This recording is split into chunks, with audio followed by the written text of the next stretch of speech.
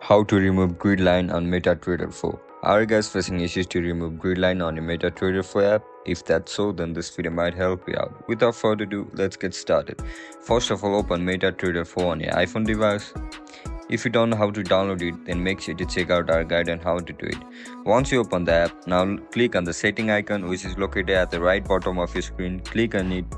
Once you click on it, now scroll down and click on charts. After you click on charts, now click on colors. You can see multiple options over here. You are looking to change your grid color, right? Now click on grid. If your background is black, then switch the color to the black color. Once you switch it, now click on save.